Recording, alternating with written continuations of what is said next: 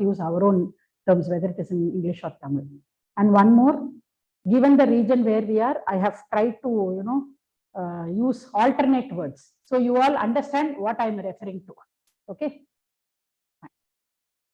So conditioned consciousness. So let us have a quick revision about what is consciousness. One basic understanding about our universe is absolute space. From that disintegrated was energy particle. Then many millions and millions of energy particles associated to form atoms. Then they associated to form the remaining 4 elements, that is air, fire, water, and solid mass. Okay. The absolute space, universal being, total consciousness, whatever name you might refer it to, it has 2 inherent characteristics. By itself, it is present in this item, the absolute space, the energy particle.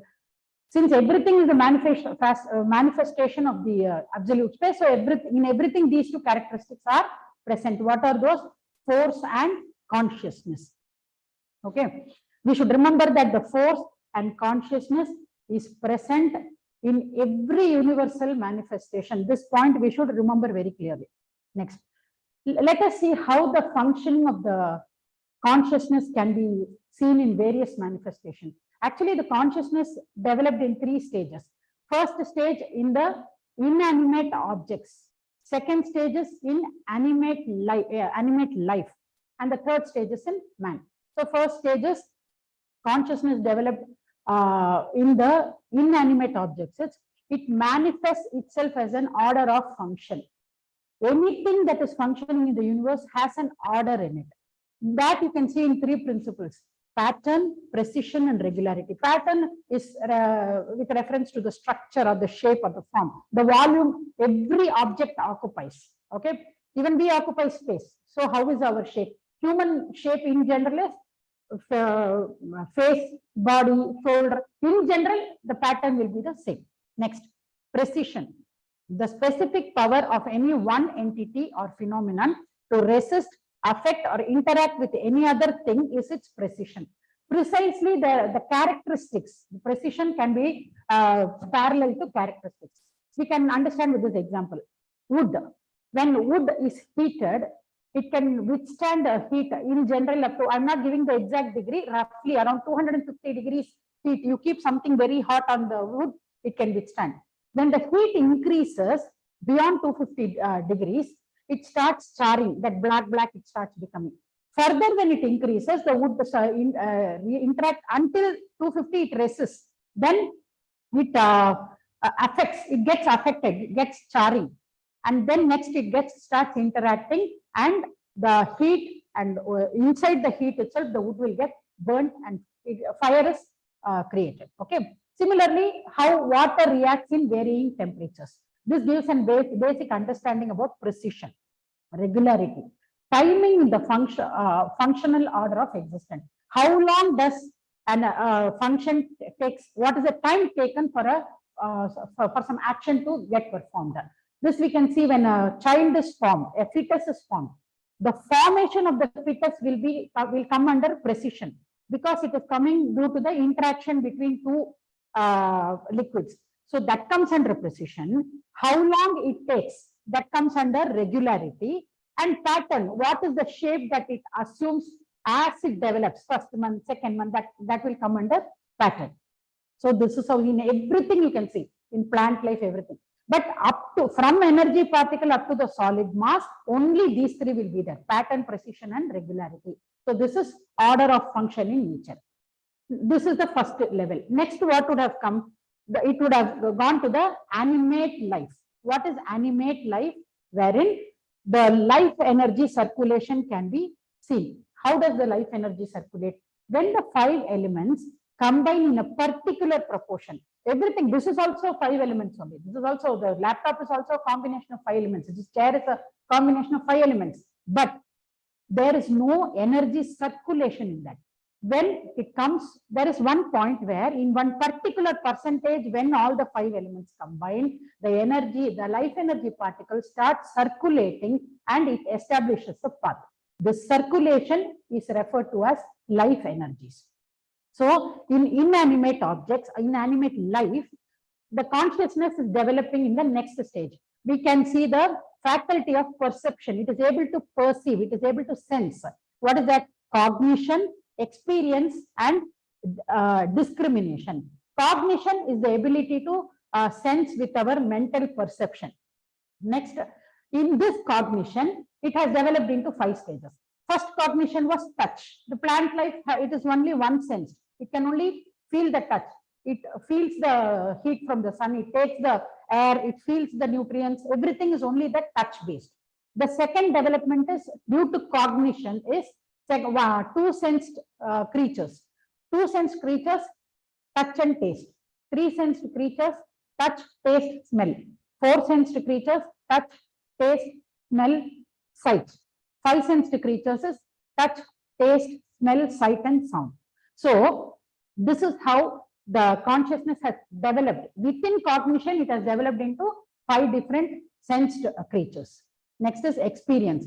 The feeling of pleasure, pain, peace, and ecstasy. For a quick reference, I write it as PPP. So suddenly I got stuck. Pleasure, pain, peace, and ecstasy. This feeling caused by the act of cognition.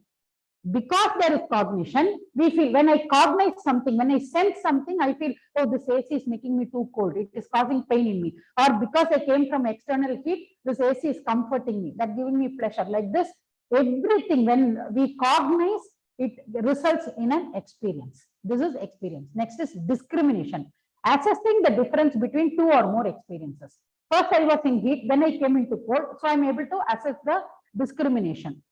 For example, when our child is entering, one day I shout. After the Vedatrium class, I understand that, oh, we should not shout, we should handle with love. So here, the same situation, the same my child and myself, but I am able to assess the difference in my experience. Because we are talking about animal life, let me give an example of an animal. In my uncle's house, there was a dog, Pomeranian dog. So we bought comb and leash for it. Okay. It could, the moment we take one particular comb, it used to run away. Similarly, the moment we took one particular leash, it used to run away. It used to queen, it used to make sound. That is, don't take that leash. I'm not comfortable with that. So it is able to sense that this comb will act soft on my skin. This leash will not hold my neck tight.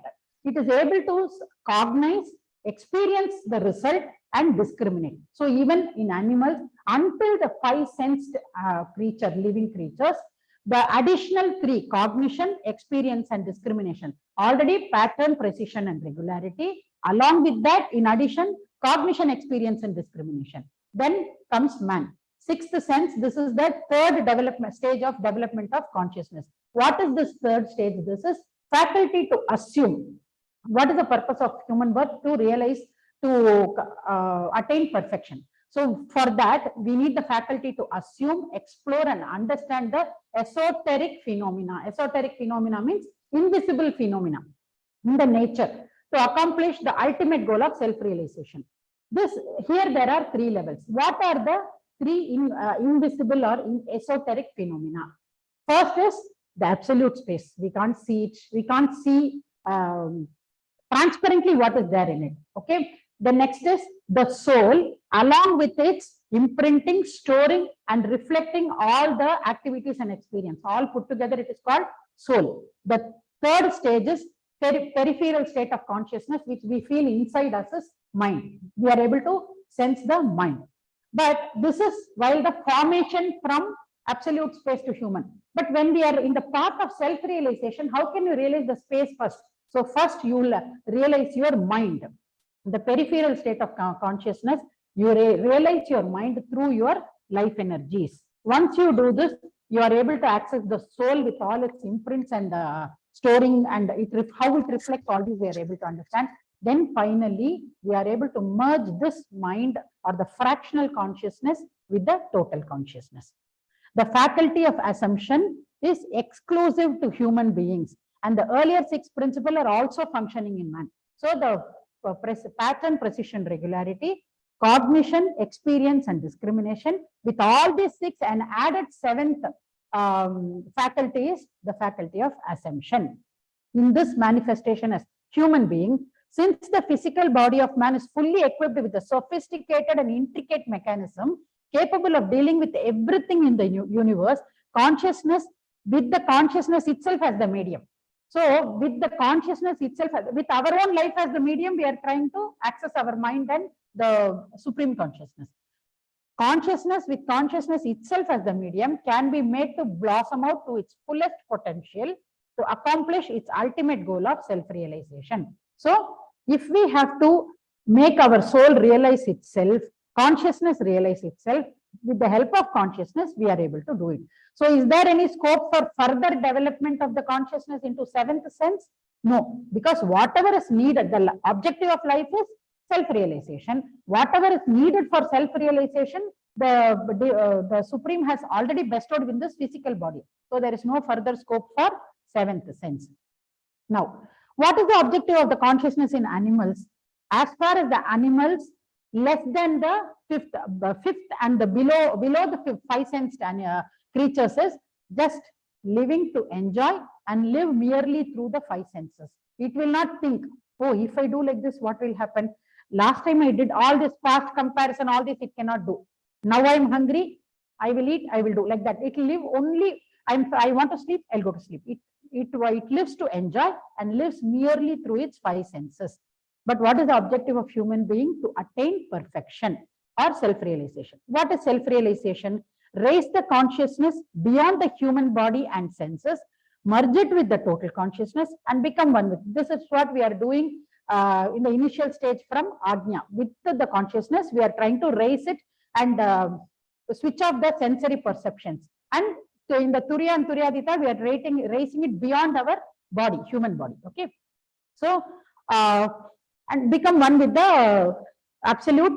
That we do it in Turyatit meditation. So let us see what happens when the consciousness is not merged with the absolute. Human mind is a wondrous phenomenon because it can expand to become the largest of the large. Whichever is the, according to you, is the largest in the universal manifestation, this can go one step ahead and become larger. And it can shrink to the smallest of the small. Which is the smallest? Life energy is the lightest, tiniest, smaller. This can go to that extent and go to further lower extent to the absolute space. So this is a wondrous phenomenon that we have been bestowed with. Okay, how does this, how the mind is able to do that? Because it is the consciousness that is working as our mind through the life energies. And what is consciousness? The consciousness has swallowed up the entire universe is swallowed up by the consciousness. See the words he is using. The entire universe is swallowed up by the consciousness, comma, with room for accommodating more. So in today's language, we can understand that the universal absolute space, its memory capacity is infinite GB. You keep on storing, it keeps on imprinting, recording, retrieving, and there is still space for more. This is the mind-blowing potential of the consciousness. Okay, if the mind is so much capable, then why is the consciousness struggling? It has been struggling for millions and millions of generations to go and unite with the Supreme, isn't it? Why this happens is, here we should remember that every universal being possesses the characteristics of force and consciousness. How does our consciousness function? It functions merely through this body, physical body. Its base is physical body. So all the perception takes place only with this body as the instrument. And the force, it limits its functions to this physical body. And the force, the inherent mighty force in the consciousness is acting excessively on this body. What is the purpose? Actually, it is thriving to go and reach the universe. That much potential is there in it. And what are we doing? We are making it function only with this physical body as medium. That is, too much of energy is shut in a small box. How will that be? So he is telling that the consciousness, what it thinks is, this is me. This body is me. I am, this body is me. It is attaching its identity to this body. Okay. So this body is Viji. I am this body. I am the owner of this object. I shouldn't let go of it.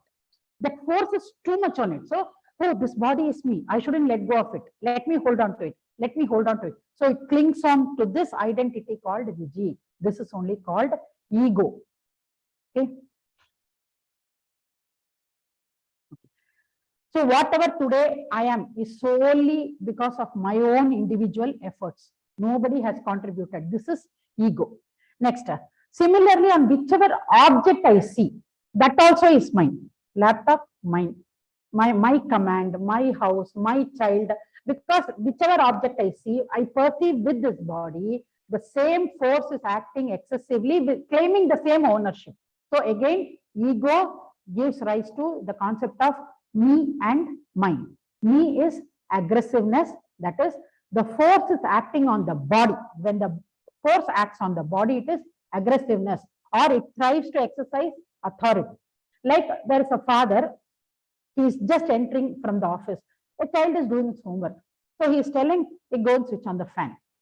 Since the child is doing his homework, the mother comes and switches the fans on. And the father starts yelling at the child. I asked you to go and switch on the fan. What are you doing? Now, assess the situation. Did he want the fan breeze, or did he want to exercise his control? If he had wanted the fan breeze, anyway, his wife has switched it on. He should shut his mouth, no?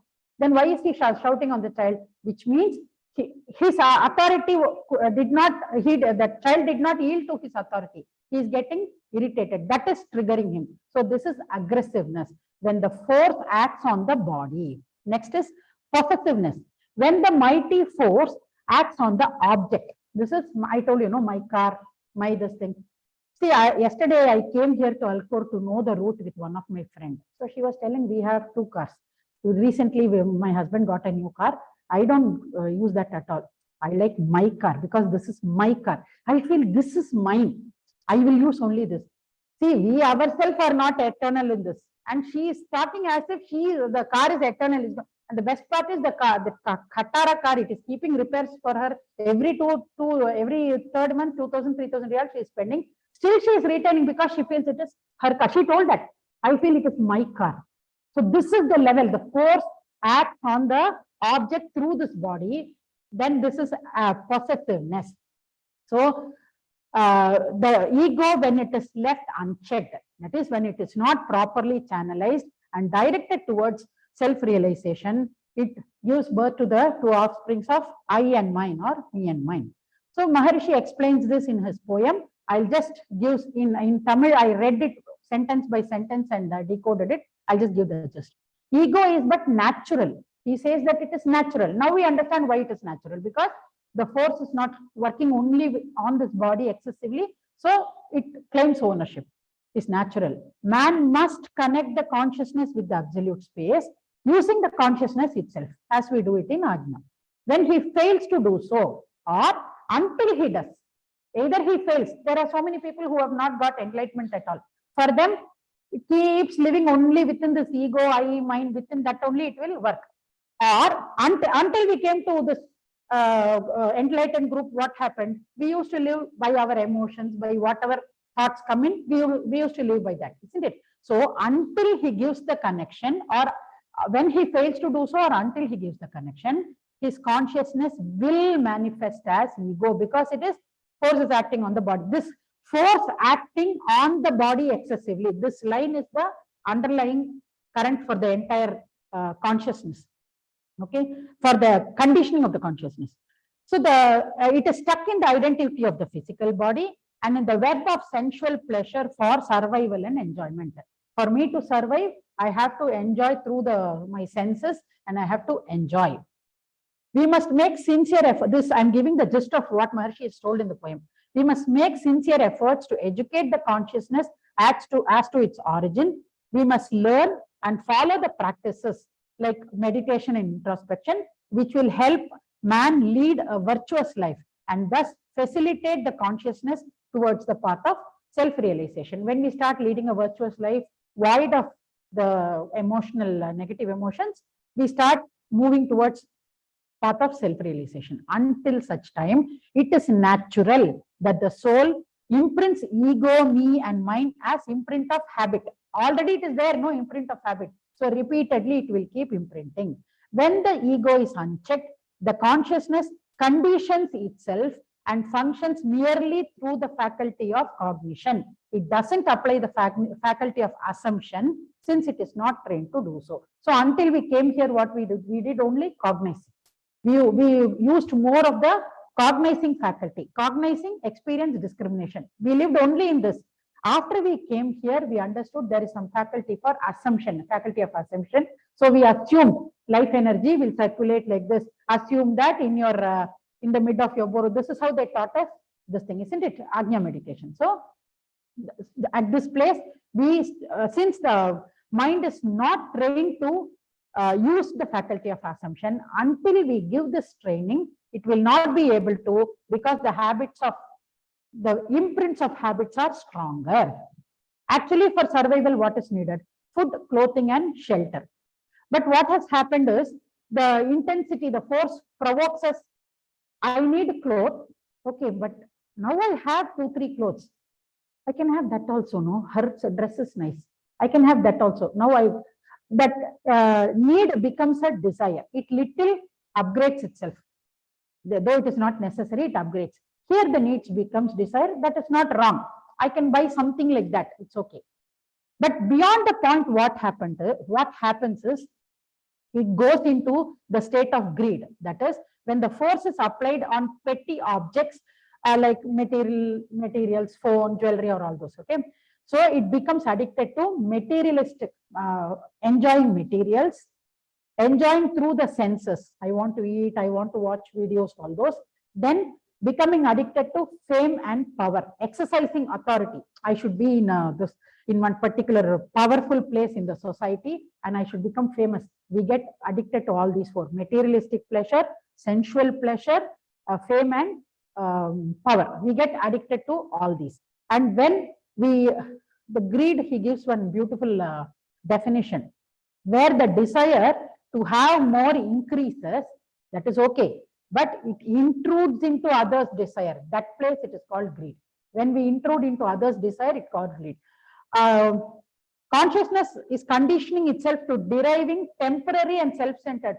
I'm deriving temporary happiness because the aim of the consciousness is to go somewhere. Whatever I enjoy gulab jamun, it will be temporary. I enjoy my time nicely with my friends, it will be temporary. Again, it will go into a state of something is no, I'm feeling incomplete. Consciousness will always feel incomplete until you establish that connection.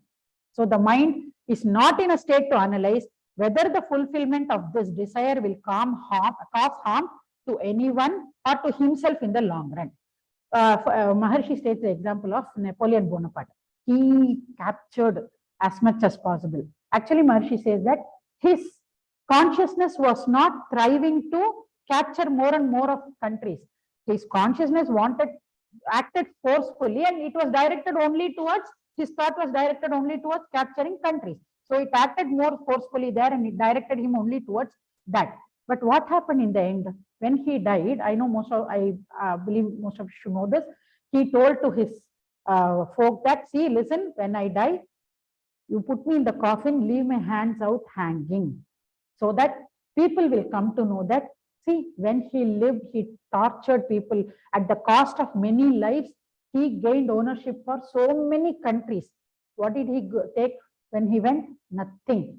He couldn't carry anything when he went. So do you think this thought arose in him by himself? What is the use? Even if it had aroused anyway, in few moments, he's going to die. Maharshi says that this thought did not arise in him by himself. It is the total consciousness that aroused this thought in him. For whose sake? For the people who are alive, because this fellow is anyway going to die. Okay. So it is for the sake of the people who are alive, for them to realize that we should not go behind greed. Okay, if you're telling we should not be greedy, then do you mean to say that we should not desire? No, Maharshi says desire is necessary. Don't allow it to expand to the level of greed. How much desire is needed? You sit and calculate. For me and my husband and my children to lead a very comfortable life, independent life, so that I don't go and beg to others for my basic living. For that, how much do I need until my last breath? Like that I plan. So for example, per month I need 25,000. You plan your finance, you save and invest in such a way that You will get per month 75,000, so that you are in a very, very comfortable stage. Okay. After that, shall I stop earning? He's telling no. You must earn. That striving to earn must never stop, but you must open it up to the society. Don't keep it for me, because already you have well planned for your life. Keep the remaining thing and open it to the society, because it is the society which has groomed this body. It has, so by society I mean everybody other than Viji. My husband, my children, my mother, my everybody, this chair, this laptop, everything other than Viji is society. I owe it, whatever today Viji is, I owe it all to the society. So I must have that gratitude. I must pay back. So I'm opening my earnings to the society. What all can happen when we each of us place a ceiling for our desire. We moralize our desire, we analyze and we moralize our desire, and we place a ceiling. So the excess, it flows to the society. See what happens. It helps a lot. It helps create employment opportunities. Many educational institutions, hospitals can be opened, spiritual centers. In Chennai, there is one place, one 3-storied building. It is our Sky Center. Somebody has donated the ground, or somebody has helped construction, or otherwise also, even if the center had bought it, somebody has donated the funds for that, right? So see what a big, if for example, assuming that I have not donated, but assuming that I have donated, how much of good imprints that I am collecting, because this amounts to service to the society as large, because we are helping many consciousness gain this, come to the path of self-realization. This is the best way of charity. We have to, contribute more to bringing people into this path. And spiritual centers, and when the money flow of money is increased, the laborers working also will get a reasonably increased wages. We all know to our hearts that they are not getting the wages. They work, they slog in hot sun, they work with fire, current. They are not being paid reasonably enough. When money flows to the society, automatically everybody will get their share. So here he gives and there will be a drastic change in the economic condition of that society, whichever is doing this. Okay. So Maharishi gives the example. He say always insists, take examples from the nature. Water. I have water. I have excess water. There is somebody who is slogging for water. I must give it to him. What I'm thinking, today I'm having excess. Tomorrow, what if I fall short? So I will not give. I'll keep for myself. The force in the water, when it becomes excess, it goes to the extent that it will break its shores and flow out and cause damage to the entire area.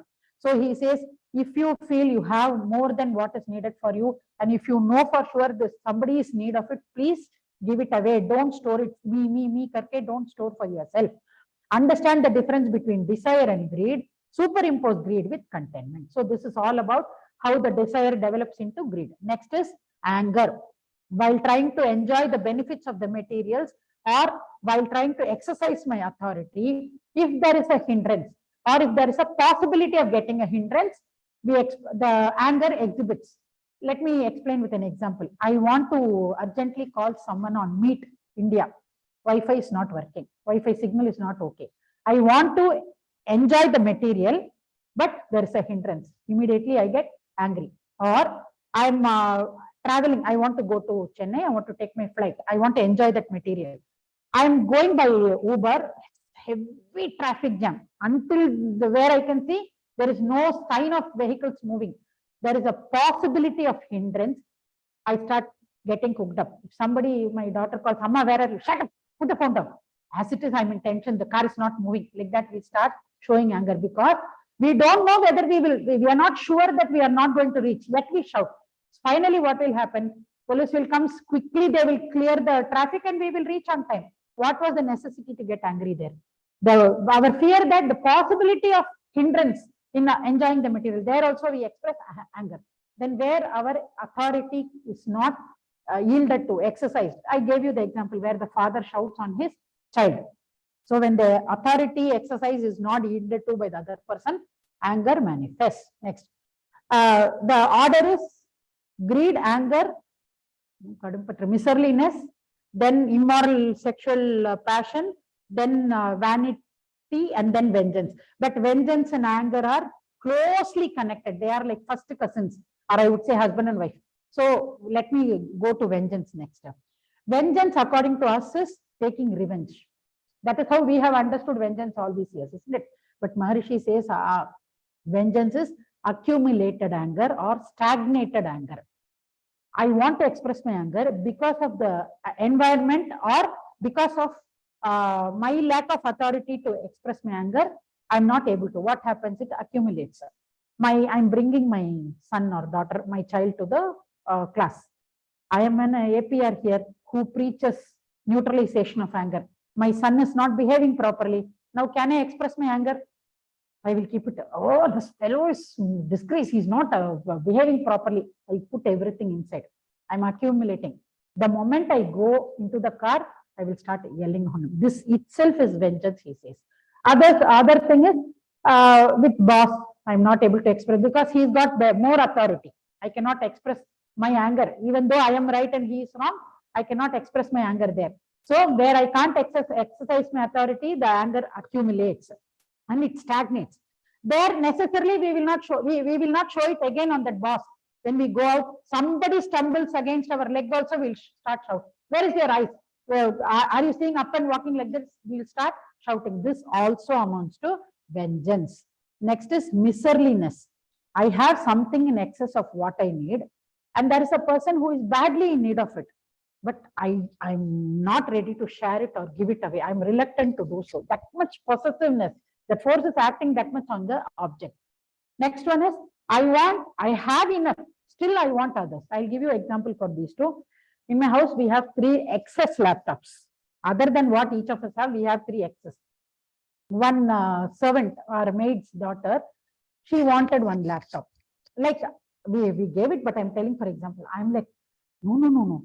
Just my laptop, I will give. Poor thing, she is in need. I have, simply it is lying in my almari, but I am not ready to give it away or share it. Okay, come and use my laptop, like that also I am not ready to tell. Knowing very well that now everything is online, be it job or academic learning, everything is online. Knowing very well that how much essential laptop has become today, having access, I am not ready to share. This is miserliness. Another thing is, I already have enough, I want others. Recently, I happened to see one TV show in Tamil, the tenants and the house owners. So all the tenants unanimously came out with one complaint. Each of them had different, but all of them had one common complaint, that owners are collecting electricity bill on for normally what they will fix 1 meter, whatever is the meter reading, the tenant has to pay. But it has become per unit 12 rupees. I don't know exactly how much they are collecting. For example, I'm telling. So like this, they collect per unit basis, while actually their electricity bill would have been only say around 1,200, but they are paying around 2,500. Imagine this man collecting from every tenant, his electricity bill is taken care of. Poor thing, they don't have a house, that's why they are coming as a tenants to your house. You are already owning a house to the extent that you can let out one part to tenant and make money from that. Over and above that, you want to save on your own electricity bill by imposing the same on them excessively. Well, they have to pay only 1,200, they are forced to pay 2,500. This is what I have, what I need. Still, I want more. Similarly, I already have mobile. I want one more because I want to upgrade. All these amounts to miserliness. Is it necessary? We have to analyze. Next is improper sexual passion. The agreement between a man and a woman to accept for lifetime to discharge the responsibilities arising out of their relationship. This is, in simple language, the institute of marriage. Otherwise, what will happen? A man and a woman gets into a relationship. Who will bear the consequences of that? Only the women will bear. And for lifetime, she has to struggle. This man will coolly go away. So, Maharshi says that this institute of marriage is very important and essential. It cannot be left. Either you don't get married or don't trouble anybody. If you choose not to get married, you should not get into relationship with anybody. Otherwise, do it under the proper societal recognition called marriage. This he wrote when in his period when the concept of marriage was different. In marriage, one man and one woman used to be involved. Now we all are aware the concept of marriage itself is changing. the gender identity, everything is changing. So today, Maharshi is not there, but he has given one valuable teaching. With this, we can educate the younger generation. Can any of you say what is that? He has given one valuable, taught us one valuable lesson.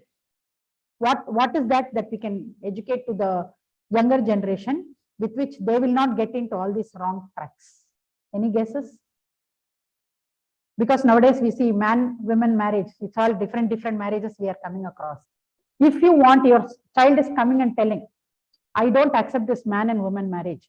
It can be any way. Whoever wants to marry anybody, it can be allowed. So what is the thing? Now, if Maharishi was there, maybe he will educate. But he is not there. He has foreseen all these are going to come. So he has spread this knowledge to the society. What is that knowledge? Any guess? The knowledge of Kaya Kalpa. Because it is directly linked to our vital energy, this knowledge is very, very essential. This is my personal experience I'm talking. My son and daughter, we discuss a lot about, that is how we have to keep ourselves updated of what is happening in the society. If you condition yourself, what I'm telling is right, you have to listen to me, you can never upgrade yourself. So when I talk to them, I come to know how their generation is seeing life. You can't impose your ideas on me. Everybody has a free will to do whatever they like. So I use this knowledge of Kaya Kalpa, and I read the original write-up of Maharishi on Kaya Kalpa. I don't use this, that which is given in our mandram or in our diploma, this thing. I read his original book. He has given one, and that book is available both in English and Tamil. Excellently, he has given the significance of our vital fluid and how we have to preserve it, how we should not waste it, all those details, So when we discuss, even children are acceptable because it is all science-based. There is no other conventional thinking, that everything is scientific based and they cannot counter it at all. Next. So this is all about improper sexual passion. Vanity. Vanity is the inferiority and superiority feeling. One parent had come to our house. So your daughter, what has she joined? BA literature. What BA literature? It is so less or what? According to him, engineering, medicine, CA, all these are only that we can tell proudly. The remaining courses are only this one. Another parent, that girl wanted to do occupation therapy. He wanted his daughter to be in the field of medicine, but not very high like that. So he's like, oh, he immediately went and browsed. If you get 40% in your 12th, you will get entrance into occupation therapy. That means this course is very inferior. Who conditioned our brains like this? We have conditioned inferior, superior, everything. Then I went to my cousin's house. He told, come, I'll show you my house. Immediately his wife, our house is a small hut. One nice 2-bedroom independent house. Immediately she is like, small hut. So if you have a villa only, you can claim proudly. Conditioning. Again, NRIs. I have seen many NRIs, not all of us. I have seen many of them. They act as if they were the creator of the universe. They, boast around. I can't sit down. I can't sleep on floor. All these they do, not. They show their superior. They show as if they are superior to other fellow beings. So all these are about vanity. And there are so many conditioning we have like this in the society. At the age of 22, my friend, my daughter is 24. She's not yet married. My brother's daughter is only 21. She's got married. What is there to feel inferior about this? She's getting fenced and cooked up. My daughter's 24. I'm like, my daughter's going to be 27. It's only that much. No, why are you getting fenced? No. My brother's daughter is 21. She has got married. Who is conditioning at the age of 22 should get married? The son or the eldest son or daughter should get married.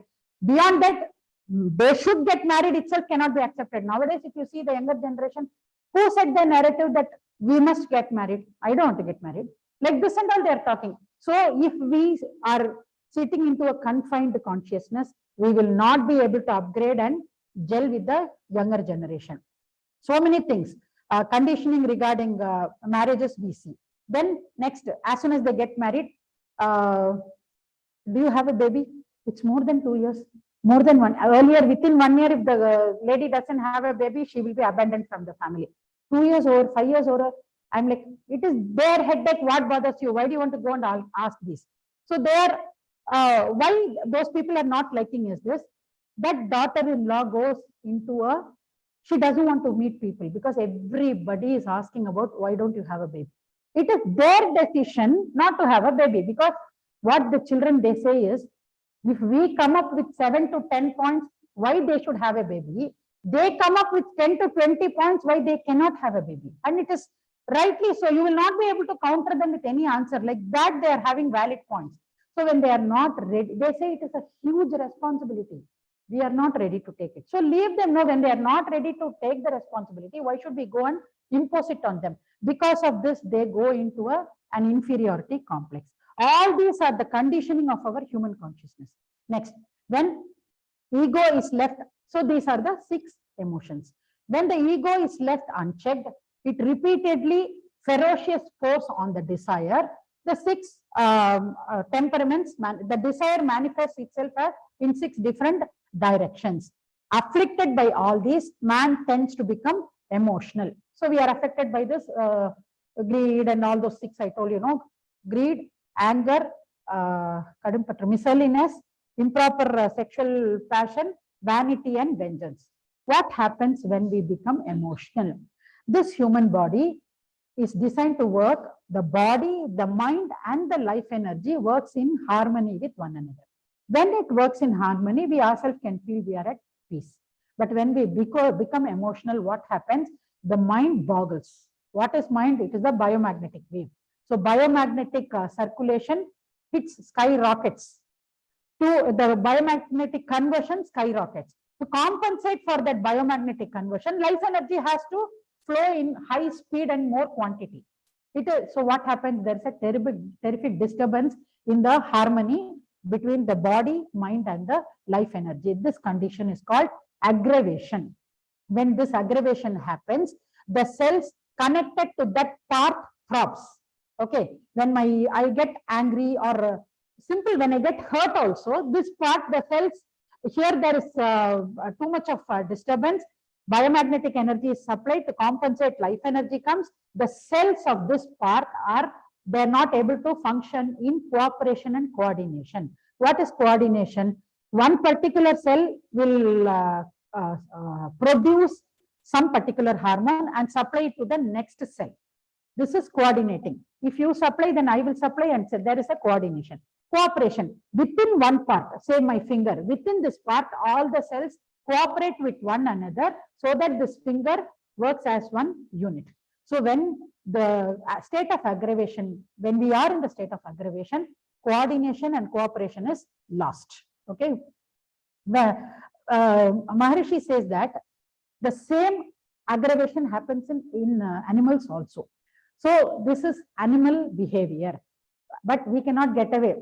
Okay, this is animalistic imprints in us. That is why I'm behaving like this. He says you cannot get away, because when animals aggravate, okay, first of all, what is their purpose? Live and within the limits of confines of the 5 senses. I am hungry, I will chase another animal. The animal which is being chased, I will try to save myself. This much only. Okay. Even the animal which is inflicting pain on the others, to what extent it can do? Only to the limits of the body. Its nails, its claws, its teeth. To that extent only it can cause damage. And that damage is momentary. It will eat, finish, go. That's all. In human, we have various creative ways of causing damage. We can use the weapons like we can use gadgets and cause pain, tools, weapons, chemicals, or even by merely a thought, I can cause damage to, by words, yeah. Thoughts, the preceding stage is thoughts. By mere thought, I can cause damage to others. The main difference between animal and human damage is, our damage can be, is not confined merely within the body. We can use all various instruments, and the damage caused, the impact of the damage caused is not momentary. It can prolong in area and time. Well, I destroy one particular area, so the damage is not only within the area, it extends to time. That area has to rebuild, isn't it? And it extends to the other places which were connected to that area. So the damage caused by human being. So when we get angry, normally we say, no, don't arouse the animal in me. But I think if animals were allowed to speak, they'll say when they get angry, don't arouse the human in me. That much dangerous human beings are. So the one who keeps his consciousness in a forgetful state is more dangerous than an animal. So when we learn, understand, and realize the consciousness in us, establish the connection with the total consciousness, it realizes the truth that it is merely a fraction of the absolute space. We can understand with ourselves. When we came and learned Ajna, we understood that we are an energy particle which is part of the absolute space, which is the common underlying current for all the universal manifestation. Its behavior differs from creation to creation. The same space, the same energy is in animals, is in objects, is in human, but depending upon where it has manifested, its experiences and imprints, its form, everything differs, but the underlying current is the same. What is the origin for human temperaments? How to overcome this? All these we learn once we establish the connection with the divine. Okay. At this point where we have connected with the divine, what blossoms in us? The emotion that blossoms in us is love. What is love? When your mind is totally connected with the divine energy and becomes one with it, how you feel towards the fellow beings, that is love. Beautifully he has explained, why? Because all of us are children of the same mother with our own siblings. I have my sister here, I have Usha also here. Whom will I prefer? Even if I am otherwise hating my sister, when I compare it with some outsider, I will prefer my sister only, isn't it? So when we all are from the same origin, the emotion that blossoms in us towards every other fellow being is love. 2 days back, near our area in our building, the one lizard was there, one big forest lizard. So I asked my cleaner to clear it. If you hit it, it will go, but I'm a little afraid, seeing the size, it was too big. And I asked him, did you shoo it away? He was like, I killed it and threw it. Immediately my mind was like, oh, so sad. Poor thing, if he could have just shooed it away. That feeling towards that fellow being. Had I not been in the system, I would have been, thank God, nice, good that lizard was killed. It will not go to other place and trouble. Like that, I would have thought. So when we establish connection with the divine, this is the feeling that emotes in us, blossoms in us towards other beings is love. Love towards it is when love becomes the base. Now love is the base. See how these 6 temperaments transform. Greed transforms into contentment. How I have materials more than sufficient for me. Enough. I will not collect more. This is contentment. Next, tolerance, adjustment, and sacrifice. He is also a fellow being. Why should I get angry? Let me tolerate him, withstand his behavior, or let me adjust and let me sacrifice my desire for his sake so that I can maintain cordial relation. Next, let me share my excess with others. Charity. Here the miserliness is overcome. I don't get the English word for vanity. What is the counter word? In Tamil, it is unarve. You see everybody as same. I forgot. Equality, correct. Equality. So there, when you see everybody as equal, like I told you, the lizard also, I feel poor thing. Like that, when you saw that vanity, inferiority, superiority complex is gone. Next is pardon or forgiveness. So when you learn to forgive people or pardon them, the vengeance is vanished. So the consciousness merges with the total, this thing, and all these 6 temperaments are overcome when love blossoms in us. This state is egoless state, egoless divine state. There is no aggressiveness, no possessiveness. So we must introspect, locate the negatives in us.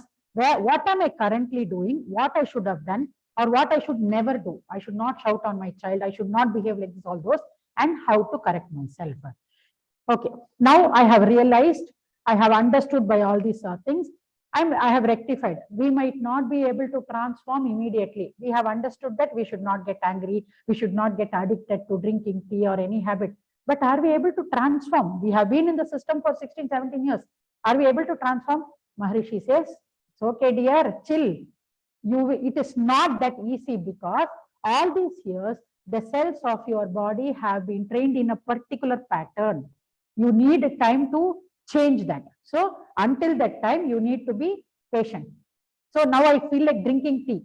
Immediately, my consciousness is telling, no, I had decided that I should not drink tea. But my habit is not allowing me to stop.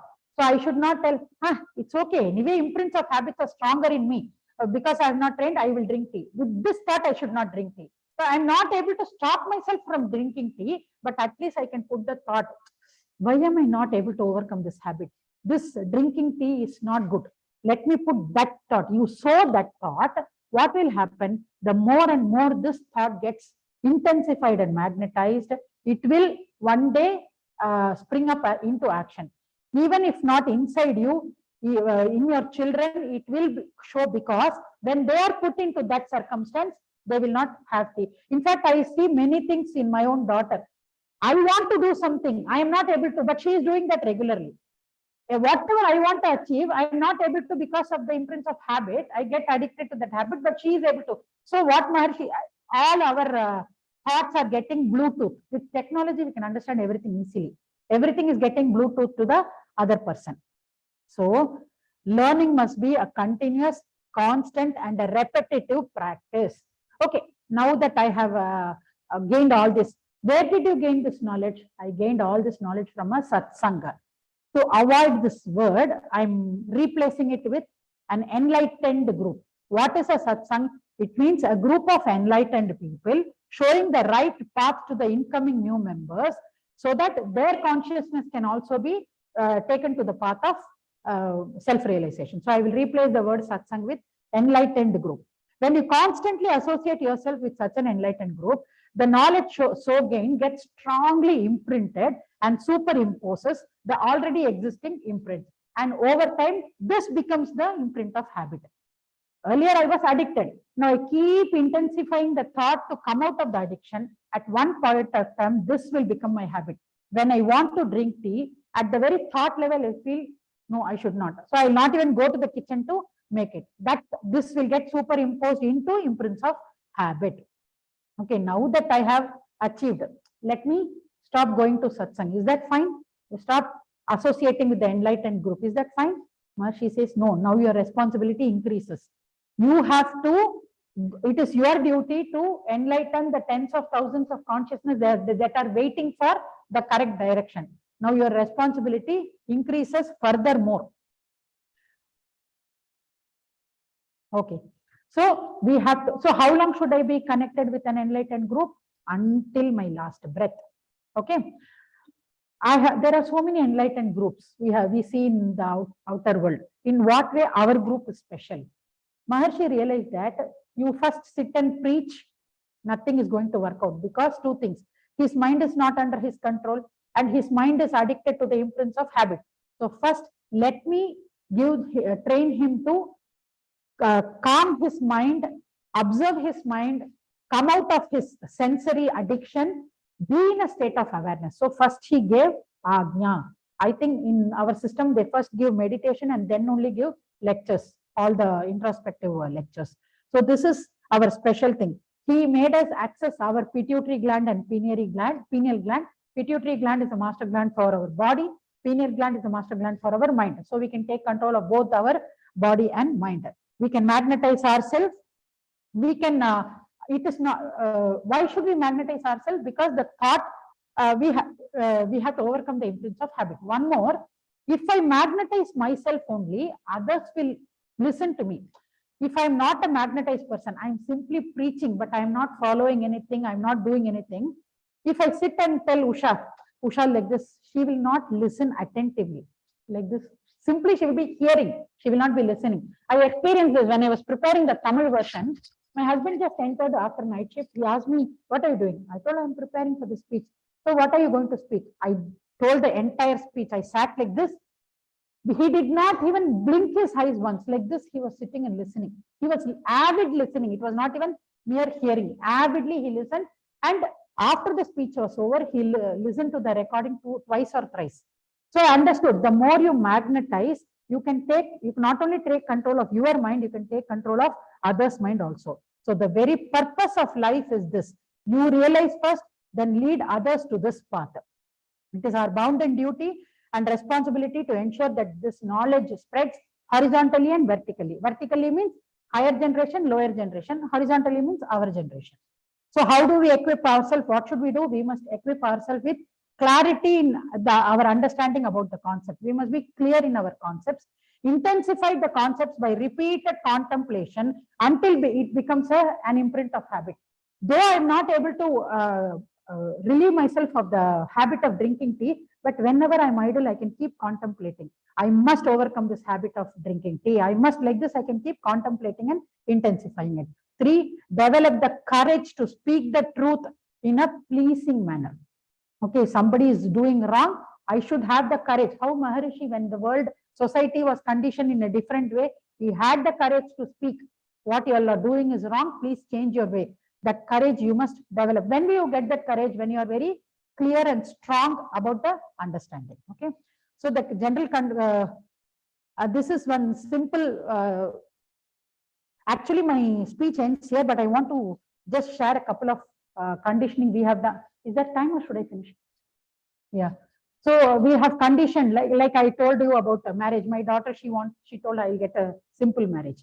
My my husband's brother's marriage, she's a one and only child. She wants a grand gala wedding. Now in my family, they are all like, no, she's the eldest granddaughter. How can you allow her? How can you go by her senses? Don't this thing. We have to conduct a grand. It is their wedding. Let her do it in the way she wants it. Similarly, 1 second. We are conditioned like, I am my parent, you are the child. You must obey me. Why? Because I obeyed my father. We are not giving them the space. We are not acceptable. We are not open to listening to their way of seeing life. Actually, the younger generation has a totally different perspective of seeing life. Since we have a conditioned consciousness acting by this body and senses, we are not opening up and we are not, accepting this. So I think it's high time we grow up in wisdom. Similarly, my son, one day he came told, I don't believe in this concept of supreme energy, somebody else's karma, this, that, and all.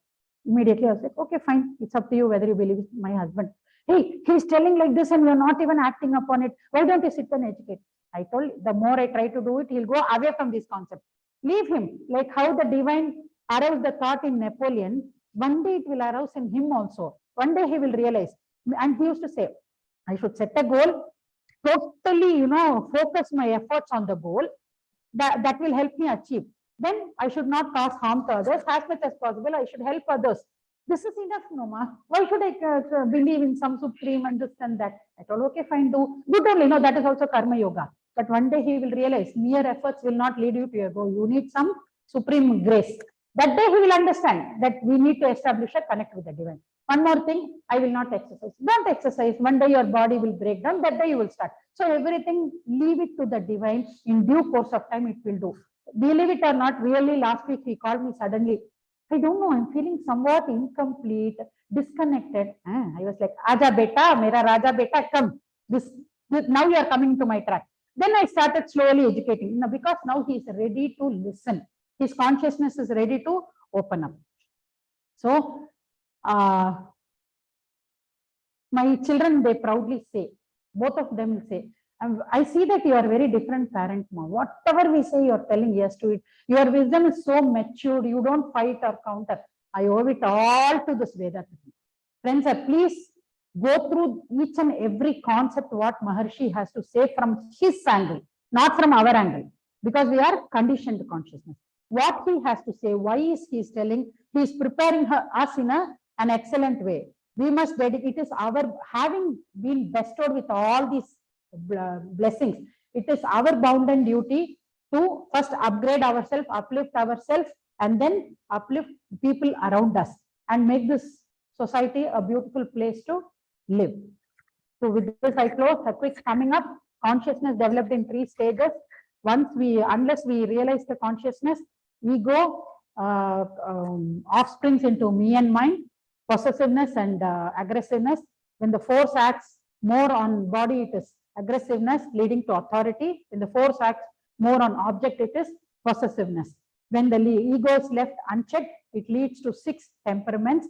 When the ego is handled correctly and the consciousness is connected with the divine, the love blossoms, and with love as the base, these 6 temperaments can be converted into positive emotions. Now that we have realized and established with the connect with the divine, all the knowledge that we gain from the enlightened group We must constantly stay connected with that, bring more people into it, and make this as our dakshina or our contribution to our Guru, Sri Vedatri Maharshi. Be blessed by the divine, be blessed by the divine. May the whole world enjoy prosperity, happiness, and peace. May the whole world enjoy prosperity, happiness, and peace. May the whole world enjoy